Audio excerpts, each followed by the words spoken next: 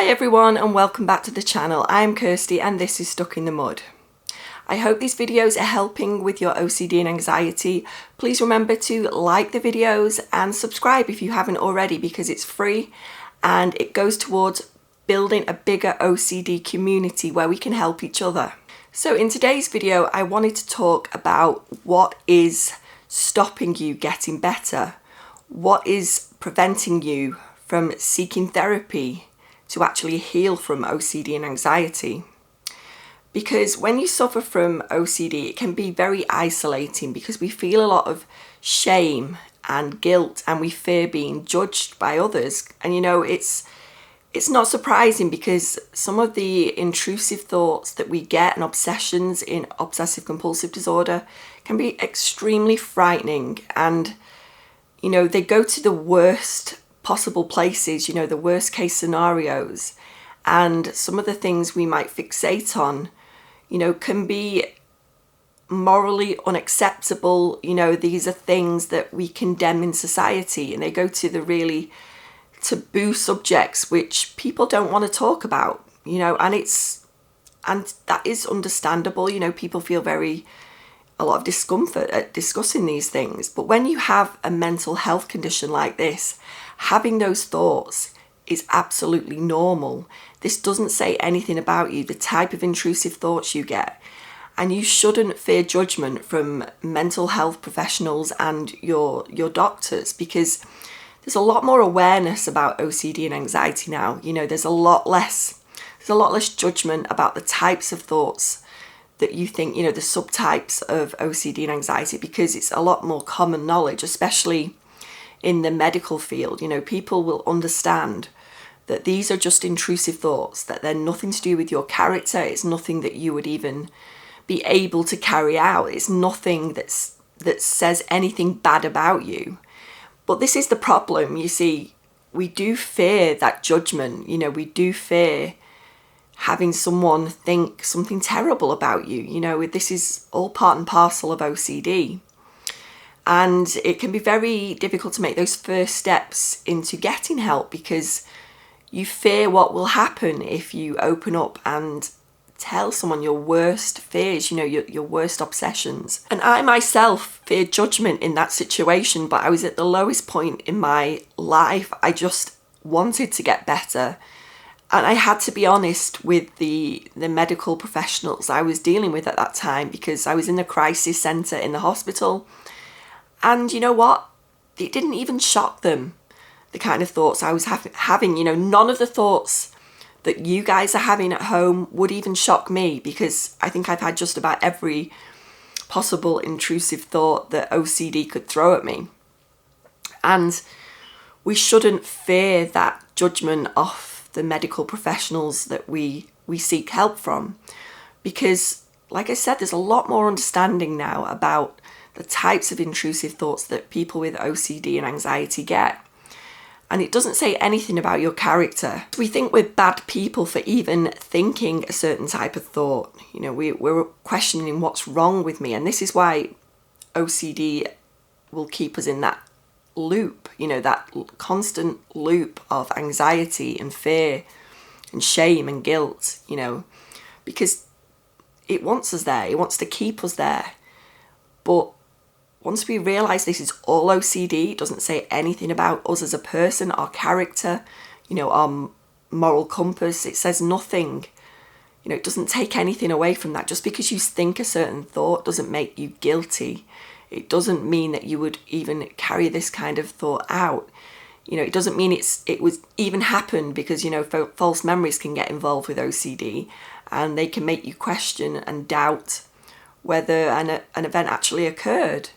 You know, it can really be a tricky thing, OCD, because it's multifaceted. You know, there's so many different sides of it, and a lot of people are ignorant out there to it, you know, and I understand why, you know, people might not want to actually be open with a friend or even a family member, because you fear what they will think of you, because they don't necessarily understand OCD.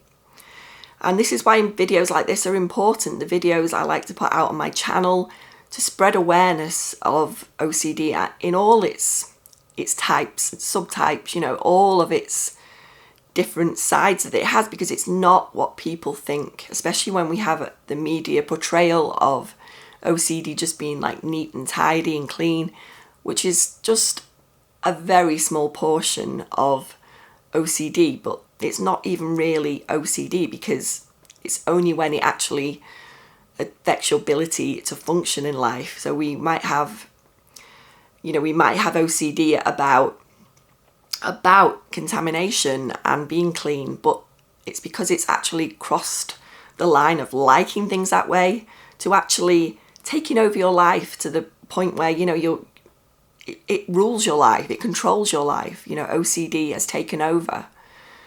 And people don't get that. People don't get how deep and dark that OCD can get. They don't understand. And, you know, I understand when people fear, you know, being judged, and fear, you know, the ignorance of other people because they don't understand. And, you know, I even myself sometimes putting the videos on here and some of the types of OCD I've experienced, I do have a tiny little bit of me that still fears, you know, maybe somebody's comment that doesn't actually understand what this is about. And you do have that little bit of you that still niggles at you saying, you know, what if somebody were to say something that, and I've come to a point now, and like I said, I wouldn't be able to make these videos if OCD still ruled my life, because it would prevent me from doing so. It wouldn't let me actually put these videos out there because I'd be too fearful of judgment and people having a certain opinion of me. But I've moved past that now, and that's a place I would love everyone to get to, because you deserve the help. You deserve not to have OCD ruling your life. You know, nobody does. We shouldn't live in fear of the types of thoughts we have. You know, everybody gets intrusive thoughts. They're not your fault. They say nothing about you. Everybody gets them, whether they want to admit it or not. They can be so fleeting with other people because they don't have OCD. You know, OCD is different. There's biological reasons. You know, there's reasons in our experience of life. You know, we're very highly sensitive people with OCD. I truly believe that. And we tend to just get ourselves so involved and wrapped up in our thoughts we're thinking, trying to, you know, we're trying to figure them out. We're trying to take away those awful feelings of anxiety, shame and guilt by carrying out rituals. We're trying to neutralize those feelings. And compulsions such as obsessively thinking and ruminating over something, that is also a compulsion that we do to try and figure everything out. People do not understand the levels of despair that OCD will take you to. It's completely debilitating, and it can take over your entire life. As I know, I've been there, you know, more than once in my life. It's took me to some really difficult and dark places, which I want to help people not go to those places that I went to by these videos and helping them see that there is a way out. You know, we can receive therapies to help us get better from this. So whether you decide to take therapy, I do believe it can help you. And whether that's therapy alone or you decide to take medication and therapy, you'd find the route that's best for you. For me, it was medication and therapy, because I do believe that therapy alongside medication, you know, the medication actually helps you to do the work. You know, it lets you let go of those thoughts much easily and let them be there.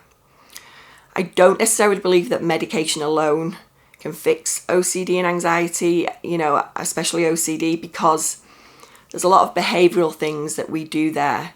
And although medication certainly does help, it certainly brings down anxiety levels and panic. You know, it does help in those respects, but I do think the best combination, personally, is a combination of the two, especially if you're in a really difficult place with OCD and anxiety. So I just wanted to come on today and really say that please don't let the types of thoughts you're having, you know, the type of OCD you're having stop you from seeking help. There is help out there. I do hope with this channel in the future to provide more of an individual service to people, so I can be of support to people and be that voice of understanding and advice, because I've had 40 years experience of this and I know what works. You know, I've got to a place of recovery and healing, and I know what actually works to get better from this disorder. I know actually what to do now, and I really want to pass on that knowledge to you guys. And I really do hope these videos are helping you. I really hope you see that recovery is possible and you can get there. So I'll be keeping you in touch of all the developments for the channel in the future. I hope to provide that service sooner rather than later, so I'll keep you up to date with that. I hope this video helped you guys today. Please remember to subscribe and like the video, and I'll see you next time.